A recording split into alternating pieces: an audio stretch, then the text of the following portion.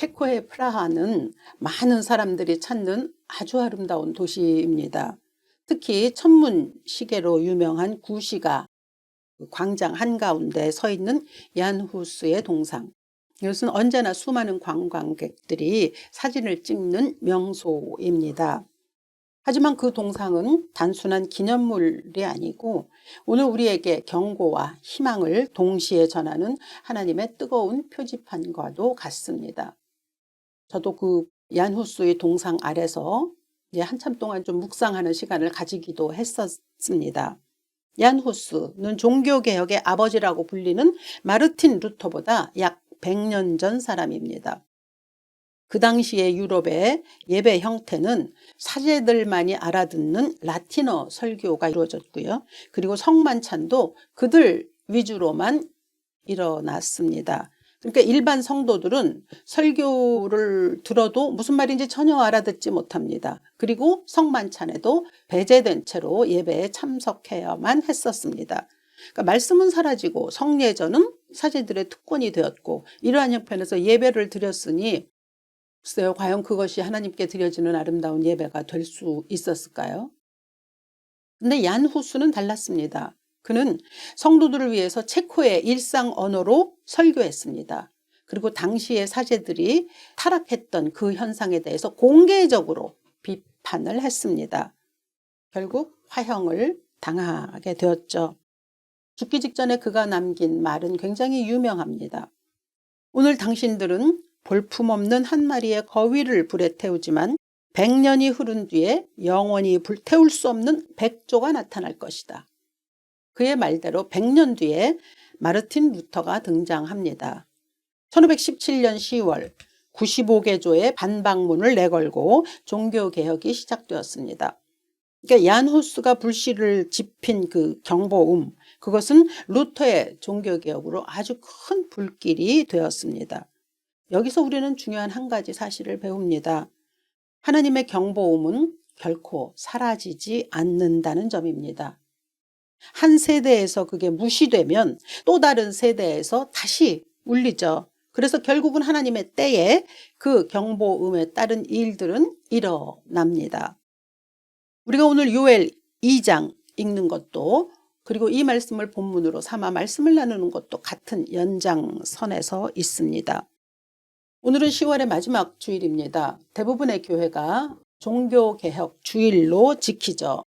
종교개혁, 엄청난 사건입니다. 역사 속에 거대한 사건이죠. 그러나 이 사건은 하나님의 경보음에 귀 기울였던 사람들의 작은 결단에서 시작된 일이었습니다. 그 시대의 부패, 타락을 향하여 저항했었던 사람들, 그런 사람들로부터 이 일은 시작되었습니다. 그러니까 그들이 하나님의 경보음에 대해서 귀 기울였다는 거죠. 요즘 여러분들도 그러실 겁니다. 어떤 때는 자다가도 그 재난경보음이 들릴 때가 있습니다. 무척 큰 소리로 막 삐삐 하는 소리와 함께 들릴 때도 있거든요. 그 재난 알림이 울리면 우선 놀라죠. 그리고 이제 또 어떤 때는 그게 좀 불편하기도 하죠. 그렇지만 그럼에도 불구하고 그것을 무시할 수 없는 것, 그리고 확인해야 되는 이유는 우리의 생명과 관계되어 있기 때문입니다. 하물며 하나님께서 들려주시는 영적 재난경보음이라고 하면 더더욱 귀를 기울일 수밖에 없지 않겠습니까? 성경의 역사를 거슬러 올라가면 하나님은 수많은 선지자들을 통해서 경고음을 주셨습니다. 그건 오늘 요엘뿐만 아니라 모든 선지자들은 다 그 하나님의 경보음을 전하기 위해서 부름받은 하나님의 종들이었거든요. 오늘 본문의 주 배경인 요엘의 시대 역시 동일합니다.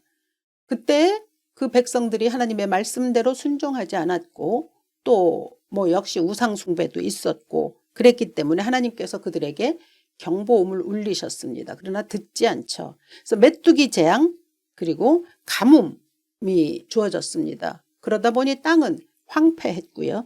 백성들은 절망에 빠질 수밖에 없었죠. 메뚜기가 막 들이닥치고 가뭄이 생기고 하는 건 단순한 자연 현상이 아니었습니다. 하나님의 재난 경보, 주의보였습니다. 2장 11절이 전합니다. 여호와의 크고 두려운 날. 하나님께서 직접 개입하셔서 사람들로 하여금 그 모든 일들을 다시 한번 돌아보게 하는 일이었다.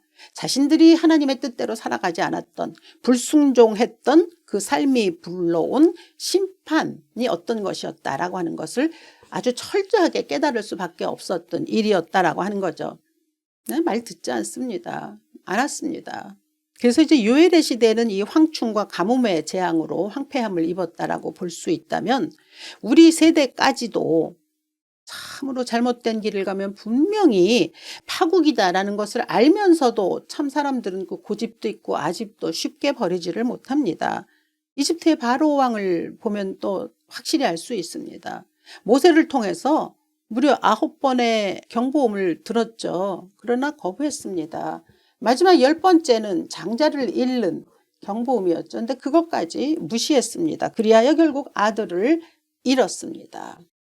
그러니까 하나님의 경보음을, 그걸 무시하면 결국은 어떻게 된다라고 하는 것을 우리는 볼 수 있습니다. 현대에도 이러한 사람들은 사실 부지기수로 있습니다. 그럼에도 불구하고 하나님은 여러모로 여전히 우리에게 경보음을 울리시죠. 말씀을 통해, 우리의 양심을 통해, 그리고 사건과 환경, 또 사람을 통해서 돌아오라, 하나님의 자녀답게 살라, 회개가 필요하다라고 하는 경보음 우리에게 들려주십니다. 지난번에 코로나도 역시 그 하나님의 경보였다고 저는 생각합니다. 코로나 사건을 통해서 또 지금도 끊임없이 일어나고 있는 정체불명의 여러 가지 질병들, 과연 우리는 어떻게 대처해야 할 것인가 라고 하는 것이 우리의 삶에 사실 지혜로 작용해야 할 것입니다. 문제는 그러한 경보음에 대해서 우리가 무시하느냐 아니면 무시하지 않느냐, 이제 이것에 달려 있는 것이겠죠. 정말 그러나 우리에게 다행한 것은 하나님은 그러나 경보음으로만 끝내지는 않으신다는 점입니다. 경보 뒤에는 반드시 회복의 약속을 주십니다. 23절로 24절 보면, 시온의 자녀들아 너희는 너희 하나님 여호와로 말미암아 기뻐하며 즐거워할지어다.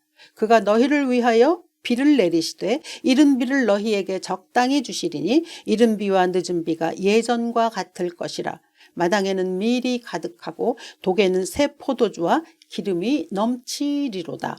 읽기만 해도 막 은혜가 전달되지 않습니까? 기분이 좋아집니다. 그리고 막 힘이 나죠. 소망도 생기고요.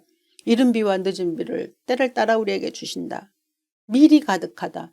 새 포도주와 기름이 넘친다라고 하는 그 말씀이 주시는 넉넉함, 풍요로움, 막 이런 것들이 막 신나게 만듭니다.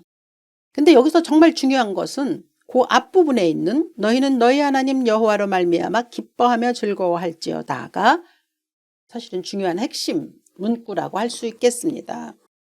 그래서 지금 이 글을 읽는데 제 삶 속에 작은 경험 하나가 떠올랐습니다. 예쁜 원피스, 그리고 또 아주 예쁜 구두에 머리에 또 예쁜 핀까지 꼽고 있는 손녀딸을 보았을 때 제가 물어봤습니다. 이거 누가 사줬어? 그랬더니 그 아이가 엄마가요. 그러고 대답했습니다. 그런데 그 아이는 예쁜 옷도 좋고 구두도 좋고 다 좋지만 이걸 엄마가 사줬다라고 하는 그 말 하면서 그 엄마가요 할 때에 그 아이의 눈 속에 엄마를 향한 사랑이 가득 담겨 있는 것이 보였습니다. 그러면서 생각하는 거죠. 그것이 바로 우리가 하나님을 향하여 가지는 마음이어야 하는 것은 아닐까. 그렇죠? 밀이 가득하고 포도주가 가득하고 기름이 넘친다라고 하는 것이 우리 삶에서 참 좋게 만들잖아요. 근데 이 모든 것이 여호와로 말미암아, 하나님으로부터 말미암아 주어졌다. 그래서 우리는 하나님을 기뻐하고 즐거워한다라고 하는 고백이 주어지는 삶. 예, 그 삶이 참 좋은 것이겠죠. 그런 생각이 떠올랐습니다.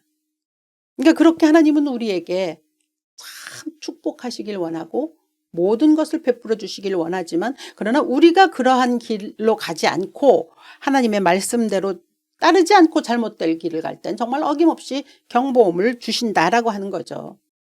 이스라엘 시대에도 마찬가지였죠. 그때도 마찬가지였고, 종교개혁 시대에도 사제들이 권력을 가지고 있고 제도를 통해서 교회를 형식에만 그냥 묻어두었던 그런 거죠. 그러니까 일반 성도들과 전혀 교통이 될 수 없는 그러한 예배를 이루었으니 하나님께서 당연히 개혁자들을 통해서 경보음을 울리시게 된 것이죠. 그리고 난 이후에 말하자면 그 권위에 갇혀있던 모든 것들이 무너진 후에 성령으로 인하여 복음으로 다시 세우시는 역사를 이루게 된 것이죠. 그래야 28절부터 29절에서는 종교개혁의 본질이라고 할 수 있는 것이 설명됩니다. 그 후에 내가 내 영을 만민에게 부어주리니 너희 자녀들이 장래일을 말할 것이며 너희 늙은이는 꿈을 꾸며 너희 젊은이는 이상을 볼 것이며 그때 내가 또 내 영을 남종과 여종에게 부어줄 것이며. 예, 하나님은 바로 이렇게 땅을 회복시키실 뿐만 아니라 성령을 부어서 영혼을 새롭게 하신다라고 하는 말씀을 전하십니다. 그런데 지금 이 말씀은 굉장히 파격적입니다. 만민에게 부어주신다고 하셨거든요. 그러니까 성령은 특별히 어떤 사람들, 그러니까 중세 시대로 보자면 사역자들, 사제들, 이런 사람들이겠고요. 이스라엘로 거슬러 올라가면 제사장들이겠고요. 그런데 하나님은 말씀하십니다. 그런 자들이 아니라 모두에게, 만민에게 성령으로 충만하게 하리라 라고 말씀하시는 거거든요. 그러니까 누구에게나 주어진다는 거예요. 선택된 소수에게만 주어지는 게 아니죠. 세상은 그렇잖아요. 근데 그 세상과 달라야 할 교회도 그랬거든요. 누구에게나 세대를 초월하여 일하시는 성령이십니다. 우리가 말할 때 젊은이는 에너지만 있고 노인은 경험만 있다, 이런 이분법적인 사고에서 잘 벗어나지 못하죠. 근데 성령은 나이를 초월합니다. 젊어도 시간만 낭비하는 청년들도 있고요. 또 나이가 들었어도 성령을 온전히 의지하고 성령에 기초한 사람은 그 주어진 때를 참으로 효율적이고 보람있게 만드는 어른들도 많습니다. 오늘 말씀하시잖아요. 너희 늙은이는 꿈을 꾸라. 너희 젊은이는 이상을 볼 것이라. 그럼요. 꿈은 젊은이들만의 것이 아니죠. 늙은이들 보고 꿈을 꾸라고 하셨거든요.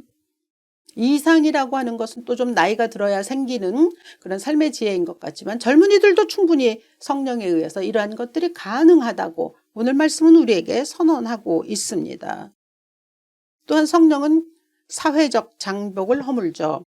오늘 보면 남종과 여종에게 성령을 부어주신다고 하셨거든요. 당시의 종 그리고 여자는 사람 축에 끼지 못했던 존재들입니다. 그런데 이렇게 말씀하셨다라고 하는 건 정말 획기적인 개혁이죠. 남종과 여종에게 내가 성령을 부어줄 것이다 라고 하는 거죠. 그리고 누구라고 할지라도 이상을 품게 하고 꿈을 가지게 하고 그리고 그것이 이루어질 수 있는 나를 소망하게 만드시는 것, 그것이 개혁을 이루어내게 하시는 성령의 하시는 일이다 라고 하는 거죠. 종교개혁이라는 말에서 그 혁이라고 하는 것이 가죽을 말하는데 이제 특별히 가죽보다는 가죽을 무두질해서 그래서 새롭게 한다는 뜻을 가지고 있답니다. 그러니까 그것이 썩거나 부패하지 않도록 많은 것들을, 필요 없는 것들을 제거하는 것, 그것이 바로 개혁이라고 하는 뜻이라는 거죠. 그러니까 종교개혁이라고 하는 것은 우리가 오늘 종교개혁 주일로 지킨다라고 하는 건 오래전에 이러한 일이 중세에 있었어 라고 하는 걸 기념하거나 그냥 회상하거나 하는 날이 아니라 그 종교개혁이 있었던 그 날의 의미, 그것을 오늘 우리가 내 것으로 다시 가져와서 나는 내 삶에서 종교개혁을 어떻게 이룰 것인가 라고 하는 것을 생각해 보는 날이라는 뜻입니다. 종교개혁으로 인해서 개신교가 탄생했지 않습니까? 개신교는 프로테스탄트라고 하죠. 프로테스탄트는 저항이라는 의미가 있습니다. 그러니까 내 믿음을 방해하는, 저해하는 그 어떤 것에든지 우리는 저항할 수 있어야 한다는 거죠. 그리고 그 저항이 개혁과 변화를 이루어낼 수 있습니다. 그러니까 야누스도 저항한 거거든요. 그 시대의 그 정말 두터운 종교 지도자들의 그 벽에 저항한 것이고 마르틴 루터도 마찬가지였죠. 그렇다면 오늘날 우리들로 하여금 저항할 수 있게 하는 용기가 있어야 하는 것이죠. 그리고 그 모든 것은 하나님이 지금 그것을 원하신다라고 하는 거기에 달려 있습니다. 물론 오늘날 우리 현대사회, 우리 교회를 보면 사회가 종교인들의 개혁을 많이 요구합니다. 그리고 각 기독교 단체들 역시 변화를 다짐하고 있죠.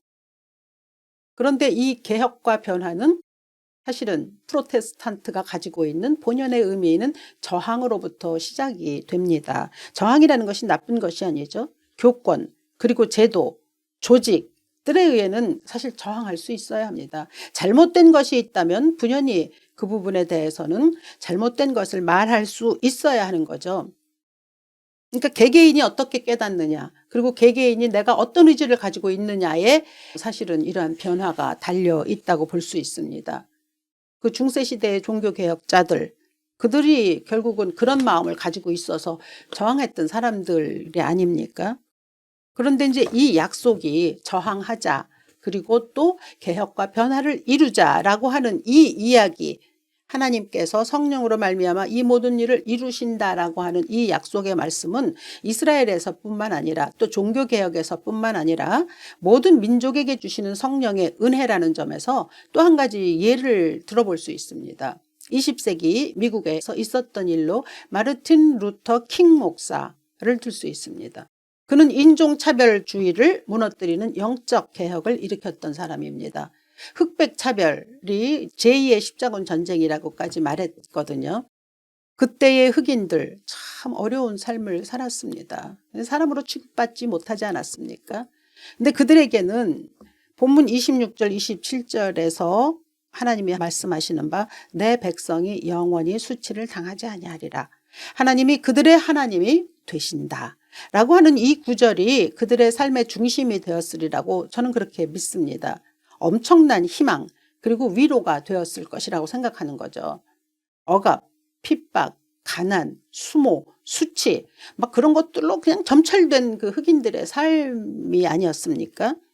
그런데 그들은 그 억압 속에서 눌린 채로 살아간 게 아니라 무언가를 만들어냈는데 그것이 바로 가스펠입니다. 그러니까 가스펠은 단순한 음악이 아니고 성령 충만의 소망이 담긴 신앙의 고백입니다. 힘겨운 그 현실을 뚫고 나오는 희망의 노래, 그게 바로 가스펠이죠. 그들이 그 가스펠을 부르는 모습을 보면 함께 신나지 않습니까? 그렇습니다. 그러니까 그들만큼 하나님의 통치를 간절하게 사모한 사람은 없겠구나라는 것을, 왜 우리가 찬송을 부를 때도 내 삶에 이렇게 비슷하게 와닿는 찬송을 부를 때 더 은혜가 되는 법이거든요. 근데 그들의 가스펠을 들으면 그런 생각이 난다는 거죠. 그런 의미에서 오늘날 우리 시대에도 그들이 가지고 있었던 가스펠과 같은 새로운 신앙 고백이 필요합니다. 교회가 세속화되고 있다고 말하죠. 또 청년 시대에 청년들이 지금 교회를 자꾸 빠져나가고 있죠. 여러 가지 이유가 있겠으나 교회 제도에 대해서, 그리고 또 권위에 대해서, 특별히 교회 지도자들의 신뢰도 하락들이 이제 원인이 되는 거죠. 근데 이러한 것들이 그냥 교회를 좀 흔드는 단순한 뉴스가 아니고 하나님께서 교회를 깨우시는 신호, 즉 하나님께서 우리 모두에게 보내시는 영적 경보음이다 라고 하는 사실을 꼭 우리는 깨달아야 합니다. 경보음을 들어야 고치지 않겠습니까? 마지막으로 요엘 2장 32절 말씀은 이제 오늘 설교의 결론이기도 합니다. 32절, 누구든지 여호와의 이름을 부르는 자는 구원을 얻으리니 라고 말씀합니다. 누구든지 여호와의 이름을 부르는 자는 구원을 얻을 것이다. 이 말씀 우리 다 아는 말씀입니다. 주의 이름을 부르는 자는 구원을 얻는다. 여기서 말하는 구원이라는 것은 영혼의 구원도 있지만 육신의 구원도 있고요. 그리고 또 세상적인 구원도 있습니다. 우리가 가난했다면 가난으로부터 벗어나는 그러한 구원도 있는 것이죠. 포도주가 가득하고 밀이 가득한 그러한 은혜도 우리에게 주어질 수 있다라고 하는 희망적인 언어로 받습니다. 그러니까 온갖 재난 경보가 울릴 때 그 울리는 목적은 우리의 생명을 지키기 위함이거든요. 그러니까 우리를 살리기 위해서 하나님께서는 그렇게 사람이나 환경이나 뭐 사건을 통해서 알려주시잖아요. 근데 그 경보의 음성을 들은 우리들이 그로 인해서 변화하고자 하고 개혁하고자 하고 하는 이러한 은혜를 성령으로 말미암아 이루겠다라고 결단할 때 하나님께서는 놀라운 은총을 우리에게 베풀어 주신다는 거죠.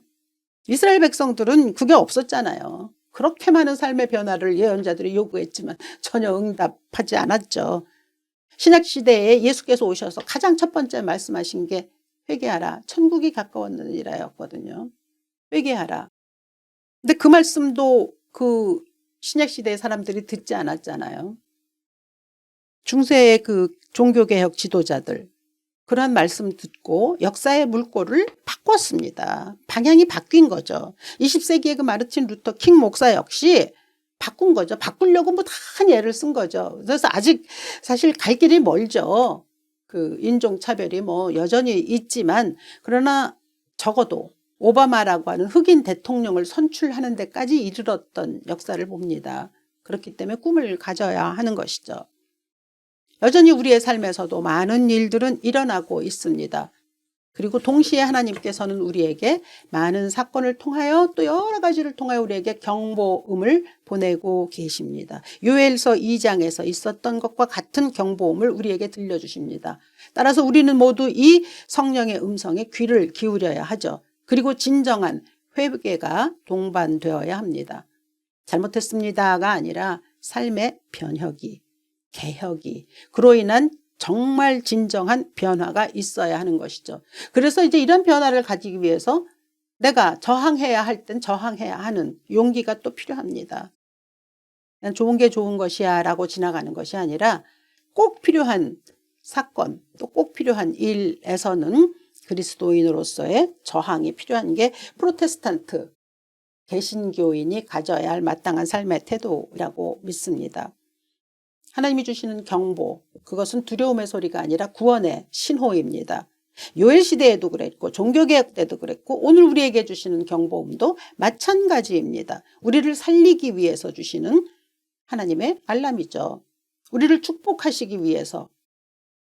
그러므로 종교개혁 주의를 맞는 오늘 그냥 단순히 기념합시다 에서 그치는 어떤 슬로건으로 마무리되는 것이 아니라 나 자신 안에서 다시 개혁을 해보겠다라고 하는, 다시 시작하겠다라고 하는 그러한 결단이 우리에게 있어야 할 줄로 믿습니다. 버려야 할 걸 버리고 회개로 삶을 돌이키고 성령 충만으로 다시 일어서는 날, 그러한 은혜가 우리에게 있어야 할 줄로 믿습니다.